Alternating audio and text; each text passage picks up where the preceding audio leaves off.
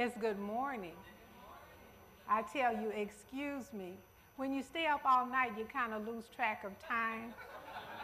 And I get a bit of an anxiety attack before I present, so just bear with me. Vanity would dictate that I take the glasses off, but humility and the desire to see dictates that I keep my glasses on. I'm Nola Radford from the Department of Communicative Disorders, School of Health Sciences, College of Public Service. And I'm here to provide some information regarding what's going on in the college.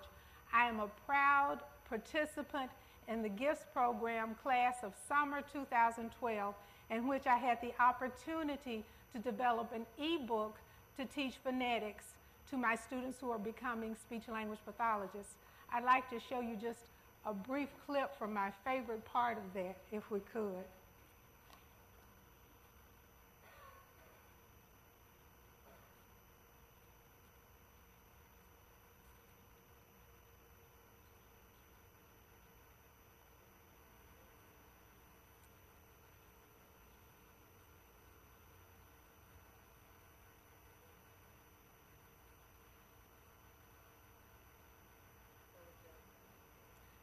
Well, my jokes come later, so we'll just have to have patience.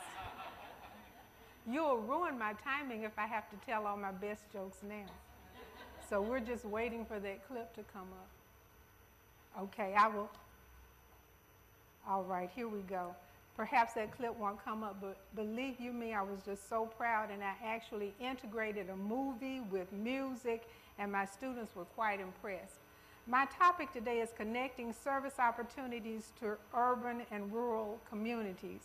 And I'm talking globally, I guess, rather than just talking specifically about the Communicative Disorders program within the College of Public Service, but giving you an overview of my college and what connectivities I think we should have.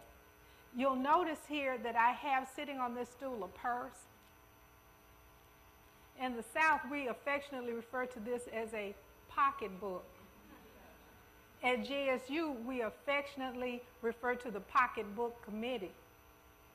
And Robert Blaine helped me escape from this pocketbook committee. I promise you, this thing has a life of its own, and it can morph. It can grow large and large so that you get trapped inside. Once you're trapped inside, you get entrenched in a special kind of thinking that knowledge belongs only to me. And if I let it leak out, there won't be enough to go around. Don't use that blackboard. Students don't like it. That's a projection. Actually, the instructors are afraid. So we claim the students don't like it. iPad, what are you talking about? Get that thing out of here. Well, I'll fix you. The pocketbook morphs and it swallows up another victim. So I'm an escapee and I plan to stay out of it. But it still roams the halls. And I wish that President Myers would send the cybersecurity police to capture it once and for all and lock it away where it should be.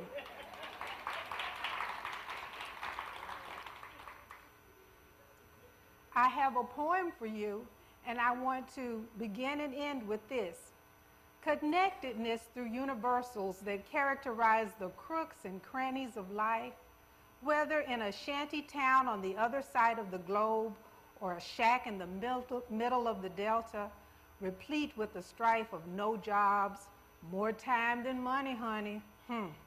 Depression, recession, obsession, you name it. The setting may change.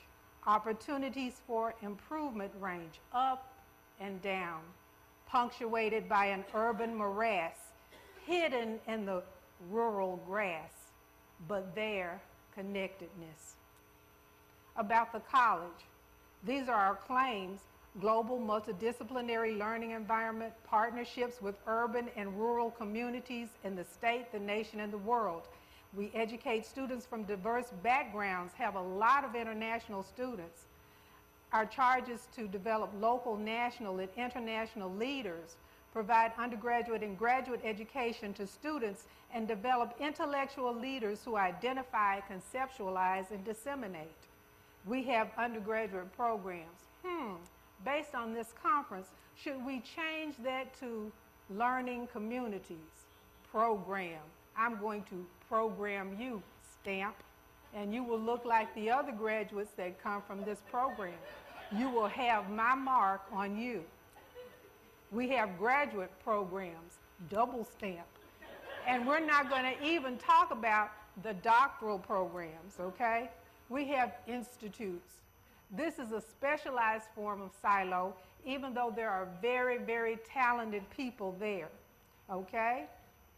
We have academic units where we keep our programs and where we stamp the students regularly, okay?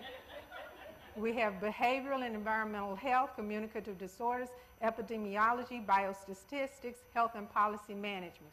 And I could go on and on. What are the challenges to our connectedness? The challenge is that we don't get stuck in our silos and we don't open up these spaces and rethink how we're dealing with one another and dealing with the technology. Urban versus rural. What can Mississippi learn from Iran? This was an article written by Susie Hansen of the New York Times. Urban versus rural. What does that mean? Urban versus rural. Here's an example. One morning this spring, Claudia Cox, a registered nurse in Jackson, Mississippi, drove toward the countryside to visit some patients. She often has trouble finding their homes. The rural people are the worst, she said. Come to the oak tree. Well, hell, I'm from the city. I don't know what no oak tree looks like. I know magnolia. I know pine trees. Who knows an oak tree? Well, if she had her global device on her cell phone, you know, she could map her way to that home, okay? Here we are, Dr. Erin Shirley and Dr. Mohammed Shabazi, who are participating in the university's Global Community Health Training Center with the International Network of Health Technicians Education. There's Dr. Shirley, there's Dr. Shabazi. So we have the potentialities there. We need to work on the connectedness. We have some wonderfully talented programs going on. A Healthy Baby Begins with You. Here we have me with some of my colleagues advocating at the legislature for something that has to do with communicative health in Mississippi. Here we are with our students, very active in the community, going to help build homes and participate in what other activity that we have going on.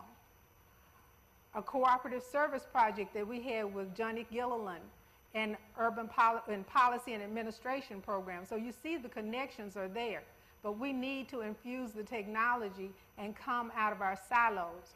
There are many potentialities within this college. Technology should be viewed as extending our reach. Currently, I'm exploring an international collaboration with exceptional needs children overseas, and we want to work on a project with individuals working in Guatemala. I found out about them through social networking. Examples of iPad use, besides myself, Dr. Joan Wesley from Urban and Regional Planning. And here's a quote from her. I use the iPad to capture and play back students' presentations, invited lectures, and interactions with other stakeholders. So I want to end as I began. Connectedness through universals that characterize the crooks and crannies of life, whether in a shanty town on the other side of the globe or a shack in the middle of the Delta, replete with the strife of no jobs, more time than money, honey. Depression, recession, obsession, you name it. The setting may change. Opportunities for improvement range up and down, punctuated by an urban morass, hidden in the rural grass, but there, connectedness through technology. Won't you join me? We must seek. Thank you.